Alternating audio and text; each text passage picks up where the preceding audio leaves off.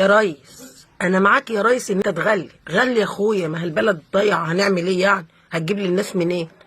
بس هقول لك على حاجه، يعني معلومه كده يا اخويا، يعني معلش يعني خدها مني نصيحه وارميها البحر عادي، ما هو انت الريس. غلي يا اخويا الخمور للشباب اللي معاها فلوس وبتروح تسكر، غليها. غلي السجاير للناس اللي بتشربها وكيف، غليها. اللي عايز يشرب يشرب، واللي عايز يبطل اللي مش لاقي يبطل. تبقى انت عملت حاجة حلوة في البلد، ان انت خليت الرجالة تبطل السجاير، تمام؟ واللي معاه يشرب، مفيش مشكلة. غلي الملاهي الليلية، الملاهي الليلية اللي بيبقى الناس المبسوطة، الناس اللي معاها، الناس اللي تقدر تروح، غليها. غلي المسارح اللي بتقدم فيها مسرحيات اللي احنا بنشوفها بعد كام سنة عشان خاطر هم بياخدوا فلوس منها، غليها.